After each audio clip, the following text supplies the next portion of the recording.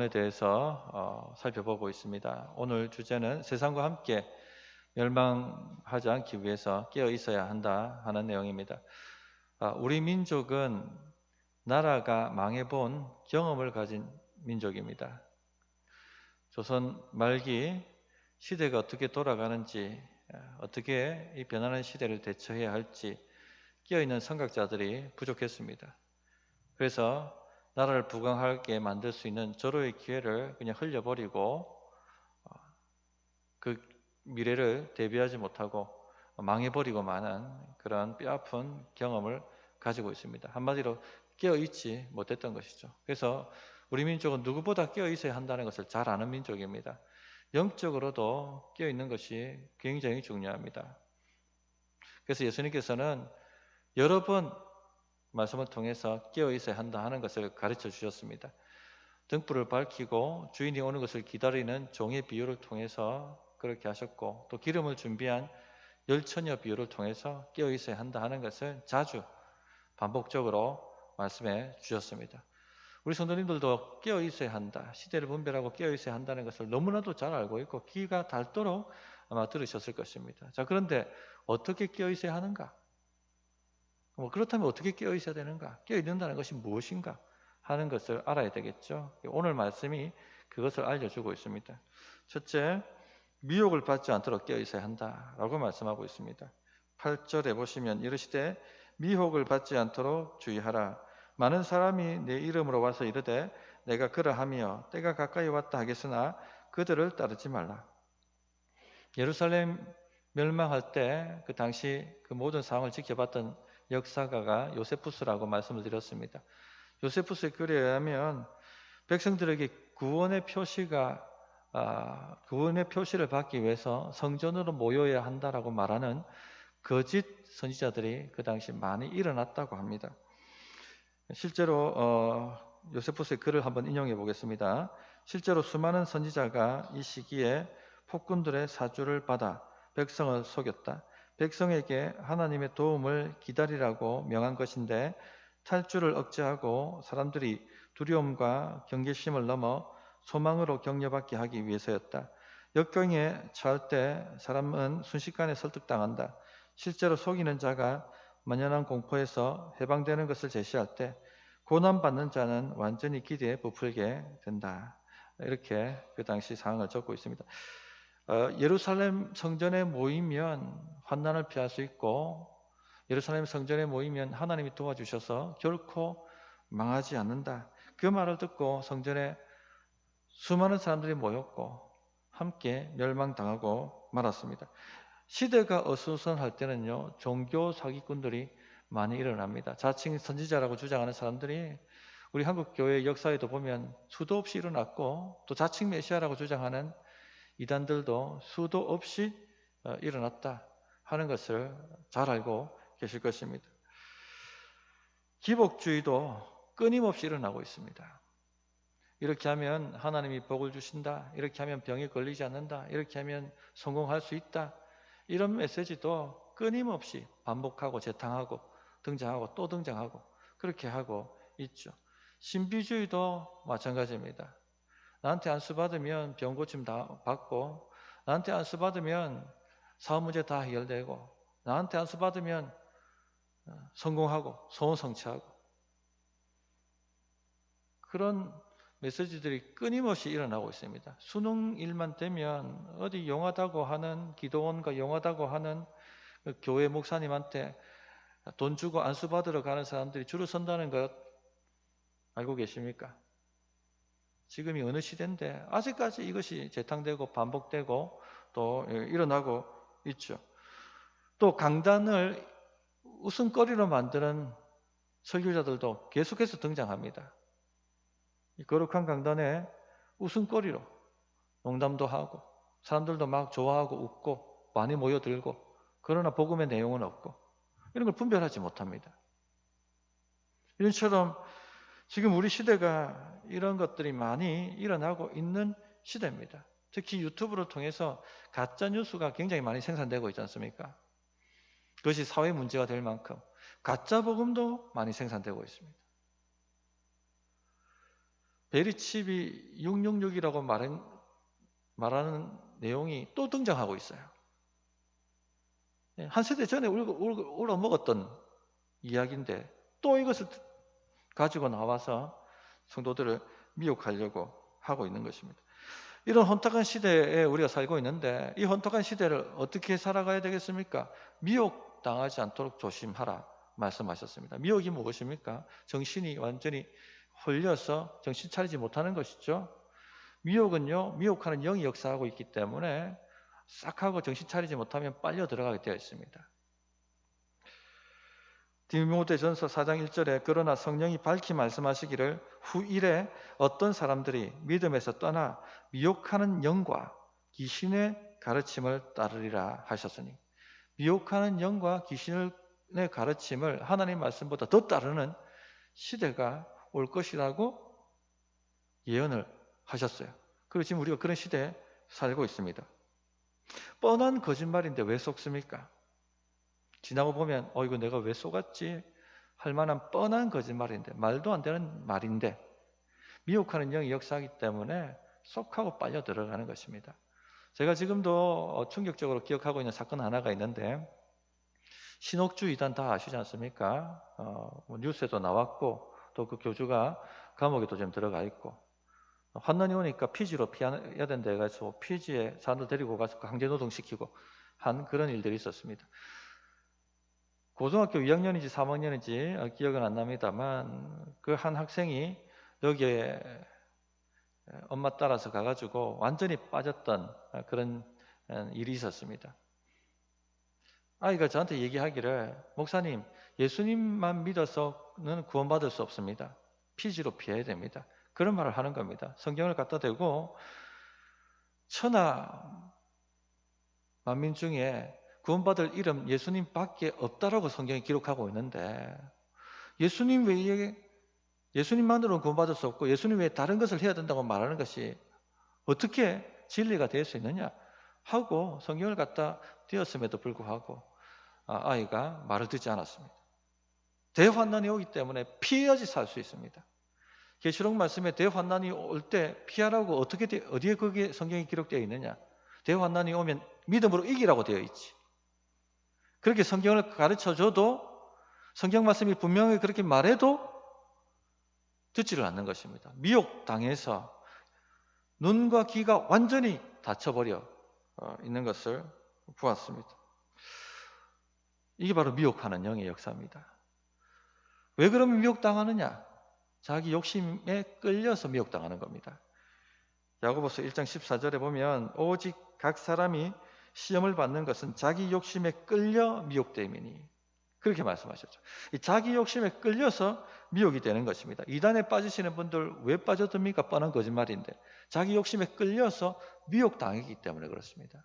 인간적 방법으로 사랑받고 싶고 인간적 방법으로 성공하고 싶고 그런 자기 욕심이 있으니까 빨려 들어가는 것이죠. 이단에 빠졌던 분 한 분에게 집사님 이거 거짓말이라는 거 알잖아요 라고 물었더니 거짓말이라는 거 안다고 말씀하셨어요. 목사님 거짓말이라는 거 압니다. 그런데 그분들과 함께 있으면 위로받고 그분들과 함께 있으면 사랑받고 기분이 좋습니다. 자기 욕심에 끌려 미혹당하는 겁니다. 거짓말이라는 것 아는데 인간적 방법으로 사랑받고 싶고 인간적 방법으로 인정받고 싶으니까 그것을 해주니까 거기에 그렇게 들어가 있는 것입니다. 앞에서 언급한 기복주의, 신비주의 메시지도 왜 거기 빠져 들어갑니까? 21세기에 살아가고 고등교육을 다 받은 사람들인데 왜 그런 메시지에 빨려 들어갈까요? 자기 욕심에 끌려서 들어가는 겁니다. 이렇게 하면 내 소원이 성취되어지고 이렇게 하면 내가 성공하고 있고 이렇게 하면 영적 벼락치기로 문제 해결할 것 같으니까 쏙하고 빨려 들어가는 것이죠. 가짜 복음에 빨려 들어가는 분도 마찬가지입니다. 자기는 부인하고 싶지 않고 자기는 실현시키고 싶고,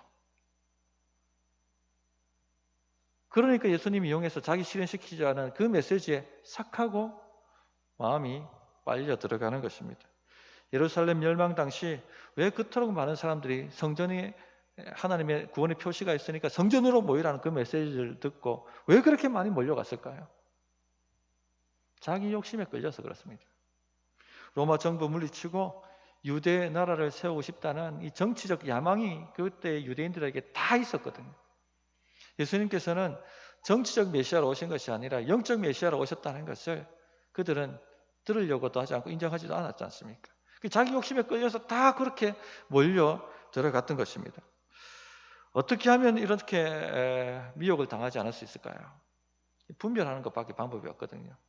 영적으로 끼어서 분별해야 됩니다. 기도해야 됩니다. 내 귀에 좋고 내 마음에 딱 달콤하게 다가오는 것이 다 성령의 역사가 아니거든요. 근데 내 귀에 들리기 좋고 내 마음에 달콤하게 다가오면 정신을 못 차린다는 얘기입니다. 이럴 때일수록 깨어서 기도해야 됩니다. 하나님의 뜻이 무엇입니까? 그렇게 물을 수 있는 용기가 필요합니다.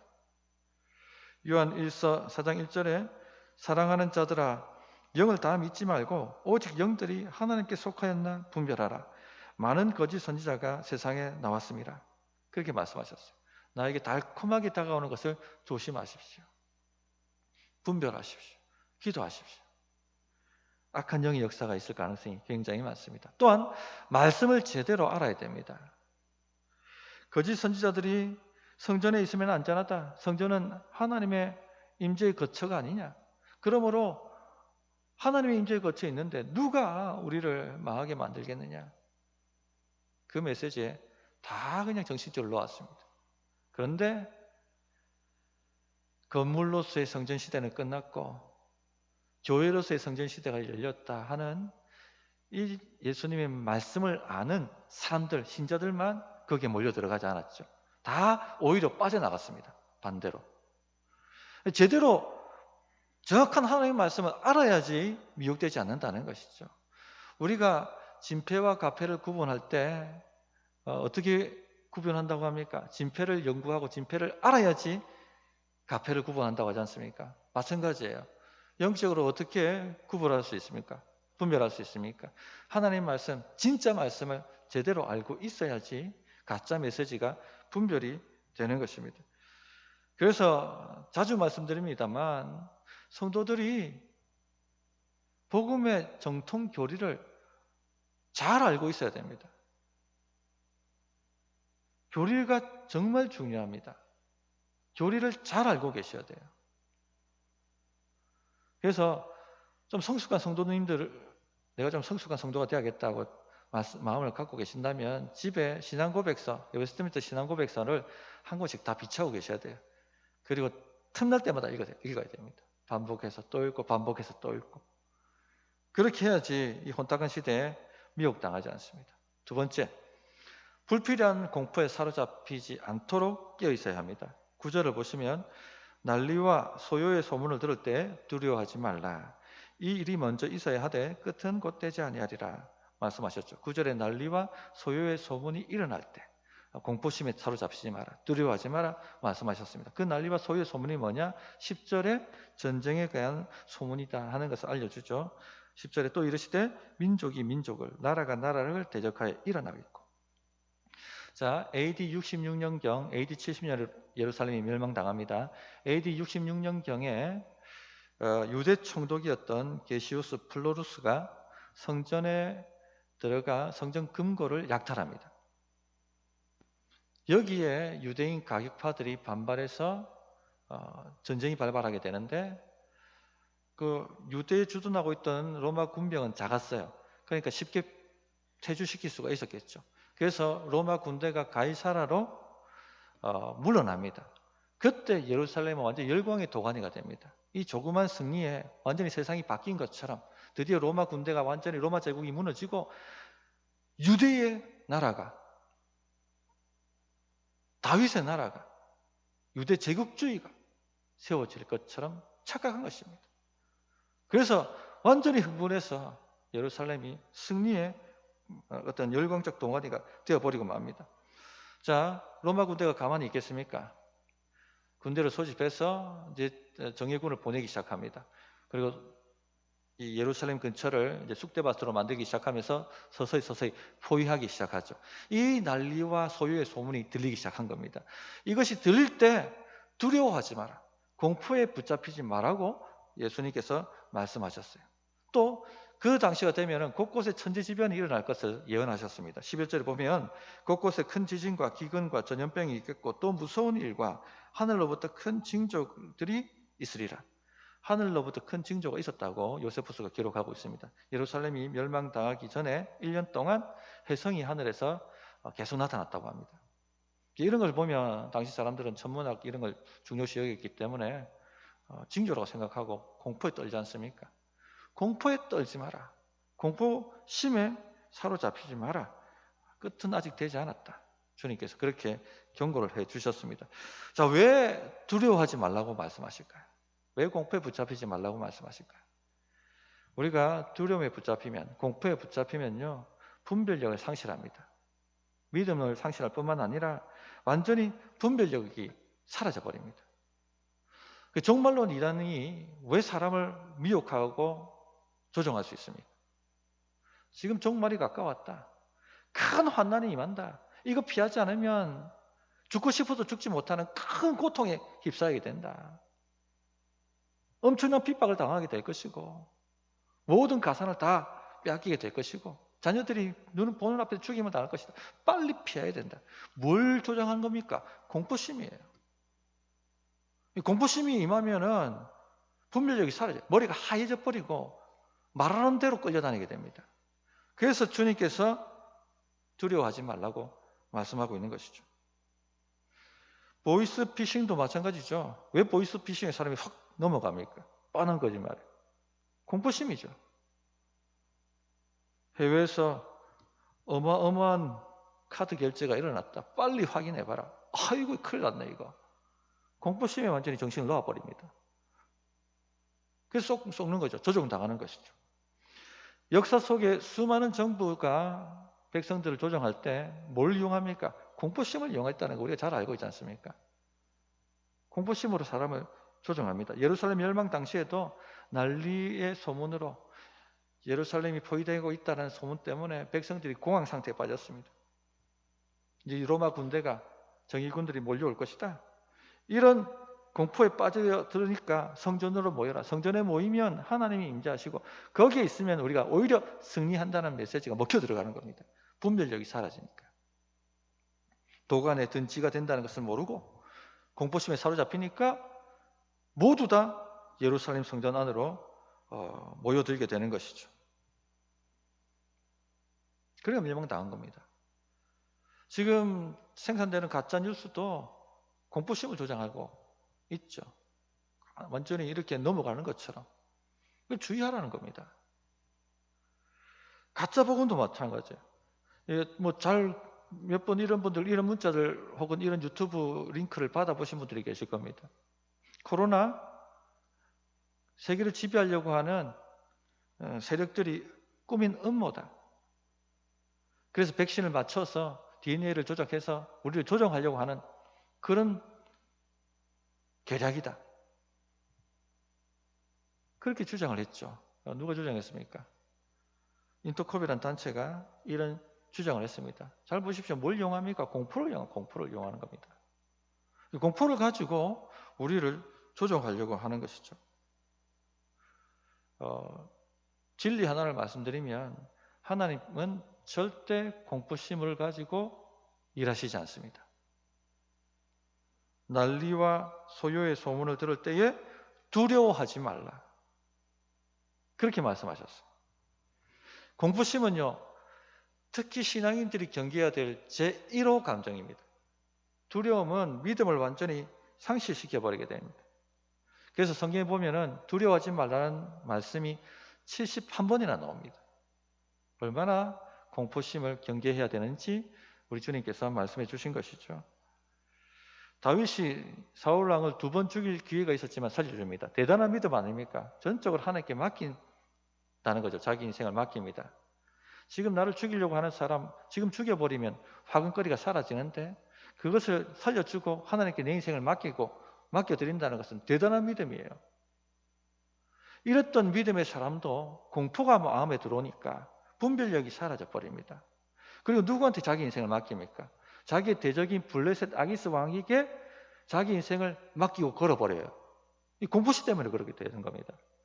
사무엘상 26장 1절에 보면 다윗이 그 마음에 생각하기를 내가 후일에는 사울의 손에 붙잡히리니 공포심이 들어온 겁니다. 공포가 들어온 것이죠. 블레셋 사람들의 땅으로 피하여 들어가는 것이 좋으리라. 잘못된 판단을 하는 겁니다. 하나님께 그렇게 자기 인생을 걸었던 사람이, 맡겼던 사람이 블레셋 아기스 왕 손에 자기 인생을 의탁하고 맡기는 것이죠. 이런 분별 없는 행동을 하게 되는 겁니다. 이처럼 공포가 우리의 분별력을 갉아먹어 버립니다. 사라지게 만들어 버립니다. 그런데 하나님을 의지하고 믿기 시작하면 마음에 평강이 오죠. 믿음의 여유가 생깁니다. 이 사람이 여유가 있어야지 분별이 생기거든요.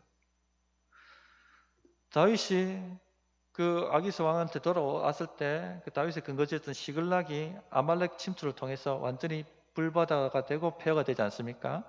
다윗의 아내와 자녀뿐만 아니라 그 부하의 아내와 자녀까지 다 끌려가고 맙니다. 그러니까 이 모습을 본 부하들이 다윗을 돌로 쳐 죽이려고 합니다. 너 때문이야 하면서. 얼마나 다급한 상황입니까? 그런데 다윗이 뭘 합니까 그때? 하나님께 기도합니다. 하나님 도와주십시오. 하나님을 바라보니까 마음에 평강이 생기죠. 그 하나님을 의지하고 신뢰하면 마음에 평강이 생깁니다. 믿음의 여유가 생겨요. 분별이 생깁니다. 지금 쫓아가도 따라잡을 수 있겠다. 빼앗겼던 모든 것을 되찾아올 수 있겠다. 그리고는 부하들 안심시키고 가가지고 찾아오지 않습니까? 모든 것. 이 차이입니다. 공포심과 평강의 차이. 하나님은 평강으로 일하신다 하는 것을 꼭 기억하셔야 됩니다. 혹시 성도님들 지금 공포와 두려움에 휩싸이게 만드는 문제를 경험하고 있지 않습니까? 미혹당하지 않도록 조심하십시오. 공포심으로 하나님이 일하시지 않습니다. 사단의 역사입니다. 염려와 걱정거리로 내 마음이 지배당하고 있지 않습니까? 염려와 걱정도 일종의 공포거든요. 하나님의 역사가 아닙니다. 그건 마귀가 만드는 역사죠. 만약 그런 염려와 두려움이 내 마음에 다가오고 있다면 어떻게 반응하셔야 됩니까? 싸우셔야 됩니다. 큰 소리로 찬양하고 큰 소리로 기도함으로 내 마음에 이런 공포가 장악하지 않도록 싸워야 되는 겁니다. 몰아내야 되는 것이죠. 평강이 임하도록. 그래서 신년 감사 기도 예배 때 말씀드렸던 것처럼 올 한 해 찬양하기로 결단을 하십시오. 염려와 걱정이 몰려올 때 나는 찬양하리라. 하나님의 높고 위대하심을 노래하리라 하고 결단하고 밀어내야 됩니다. 그래야지 믿음의 여유가 있고 분별력이 생기는 겁니다. 셋째, 박해의 믿음을 포기하지 않도록 깨어 있어야 한다라고 말씀하고 있습니다. 12절, 이 모든 일 전에 내 이름으로 말미암아 너희에게 손을 대어 박해하며 회당과 옥에 넘겨주며 임금들과 집권자들 앞에 끌어가려니와. 사도행전은 예루살렘 멸망 AD 70년 전에 쓰여진 성경입니다. AD 한 60년경에 사도들이 어떤 활동을 했는가, 어떤 일이 있었는가 하는 것을 적은 책이 바로 사도행전이죠. 오늘 얘기하신 말씀대로 실제로 사도들과 제자들이 이런 핍박을 받았다 하는 것을 알려줍니다. 예수님 이름 때문에 사도들에게 손을 대었고 박해하고 회당과 옥에 넘겨줬고 특히 사도 베드로나 요한과 야고보 같은 경우는 임금들과 집권자들에게, 바울도 마찬가지죠, 그 앞에 끌려가서 서야만 했습니다. 자, 그러나 주님 말씀대로 이런 핍박이 오히려 복음 증거의 기회가 되었죠. 주님께서 아무도 이길 수 없는, 대적자들이 변박할 수 없는 구변과 지혜를 이분들에게 주셨습니다. 이 수사학에서 지혜가 나오는 게 아닙니다. 말 잘한다고 지혜로운 거 아니고 논리정연하다고 해서 설복당하는 것도 아니죠. 하나님의 능력에 의해서 나옵니다. 하나님의 능력에서. 몇 마디 말하지 않았는데 사람이 설복당하고 변화되어지고 하는 것은 하나님의 능력이죠. 그런 능력을 이분들에게 주셨다는 것을 우리 사도행전을 통해서 잘 알고 있습니다. 말씀대로 역사가 그대로 일어났던 것이죠. 또 16절, 17절 보시면 심지어 부모와 형제와 친척과 벗이 너희를 넘겨주어 너희 중에 몇을 죽이게 하겠고 또 너희가 내 이름으로 말미암아 모든 사람에게 미움을 받을 것이나 적대 세력이 심지어 가족과 친구에게서도 일어나게 될 것이다 말씀하셨습니다. 예수님을 더 사랑하는지, 가족을 더 사랑하는지, 예수님을 더 사랑하는지, 친구를 더 사랑하는지 시험이 될 것이고 가라지는 떨어져 나갈 것이고 알곡은 남게 될 것이다 하는 것을 말씀하고 있습니다. 자, 일어날 일들을, 예루살렘 멸망 전에 일어날 일들을 아주 자세하게 주님께서 예언하셨고 또 그대로 성취되었다는 것을 우리는 알고 있습니다. 자, 왜 이 미리 얘기하셨을까요? 주님께서 주장하고 계시다는 겁니다. 주관하고 계시다는 것이죠. 그러므로 떨지 말고 두려워하지 말고 하나님께 삶을 걸라고 말씀하시는 것입니다. 18절에 너희 머리털 하나도 상하지 아니하리라. 너희의 인내로 너희 영혼을 얻으리라. 하나님께서 허락하시지 않으면 우리에게 어떤 일도 일어나지 않습니다. 어떤 일도 우리 머리털 하나 주님이 허락하시지 않으면 상하지 않습니다. 그러므로 하나님의 주권을 믿고 신자는 믿음으로 인내하여 자신의 영혼을 얻어야 한다는 것입니다. 핍박 앞에 신앙을 부인하면 세상과 함께 멸망당할 것입니다. 그러나 핍박을 믿음의 인내로 이겨내면 영원한 하나님 나라에서 해같이 빛나게 될 것입니다. 스스로 이 핍박이나 어려움이 다가오면 스스로 자기를 구원하려고 사람은 움직이게 되어 있습니다. 그렇게 하지 말라는 겁니다. 하나님께 인생을 걸고 맡기라는 겁니다. 하나님이 해결하시도록, 하나님이 이끄시도록 믿음의 인내로 맡기라는 것이죠. 지금도 신앙의 핍박을 받는 분들이 계십니다. 코로나 시대에 은근한 핍박이 있습니다. 전에 말씀드렸습니다만 김주식 목사님 사택에 그 음식 배달하면 그 사택까지 갖다 줬는데 이제는 안 갖다 준대잖아요. 왜 안 갖다 줍니까? 하니까 교회 안에는 들어가지 않습니다. 사람도 없는데 들어와도 되는데. 은근한 핍박. 또 관공서라든지 병원이라든지 또 뭐 이 학교라든지 이런 데는 굉장한 압박이 온다고 들었습니다. 교회 다 주일 예배 갔느냐 안 갔느냐. 예수님을 내가 믿습니다. 나는 교회 나오는 사람입니다. 밝히지 못하고 숨기는 일들이 일어나고 있을 것이고요. 또 반면에 그러한 핍박에도 불구하고 믿음의 인내를 가지고 싸우시는 분도 계실 것입니다. 믿음의 인내로 자기 영혼을 얻어야 됩니다. 이 기간은 짧습니다. 그러나 주님 앞에 서야 될 기간은 엄청나게 길죠. 무엇이 지혜로운 것인지 판단해야 되죠. 믿음의 인내로 자기 영혼을 얻어야 합니다. 자, 결론을 말씀드리면 우리 머리털 하나 상하지 않습니다. 이 기간 동안 우리가 어찌 될 것 같은데 절대 그렇게 되지 않습니다. 결코 망하지도 않고 결코 침륜에 빠지지도 않게 될 것이고.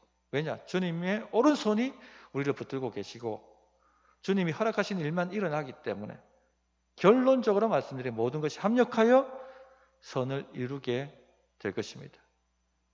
우리가 해야 될 일은 믿음의 인내입니다. 믿음의 인내. 그래서 믿음의 인내로 끼어있는 우리 성도님들이 되셨으면 합니다. 자, 예루살렘 멸망이 주는 교훈 두 번째 교훈이었습니다. 정리를 하겠습니다. 세상과 함께 멸망당하지 않기 위해서 끼어 있어야 됩니다. 자, 끼어 있는다는 것이 무엇입니까? 첫째, 가짜에 미혹되지 않아야 됩니다. 가짜 뉴스, 가짜 복음, 거짓 선지자들의 메시지에 미혹당하지 않도록 끼어 있어야 됩니다. 그러기 위해서는요, 기도해야 될 뿐만 아니라 정통 교리를 잘 알고 계셔야 된다 말씀을 드렸습니다. 기회가 되면 웨스트민스터 신앙고백서 같은 것 한번 상공부로 개설할 생각도 있습니다. 둘째, 공포심에 사로잡히지 않아야 됩니다. 염려, 걱정도 공포입니다. 분별력이 사라집니다. 믿음의 여유가 없어져요. 주님 바라보고 밀어내십시오. 찬양과 또 기도를 통해 소리 높여야 돼요. 그래서 마음이 평안해지도록 마음에 믿음의 여유가 생기도록 하셔야 되고, 세 번째, 핍박이 있는 시대에 살고 있죠. 우리가 믿음의 인내로 이겨내야 됩니다. 스스로 구원하려고 하면 무너집니다. 우리 주님 손에 붙들려 계시면 반드시 길이 열리고 승리하게 될 줄 믿습니다. 어떻게 응답해야 될지 1분간 기도하십시다.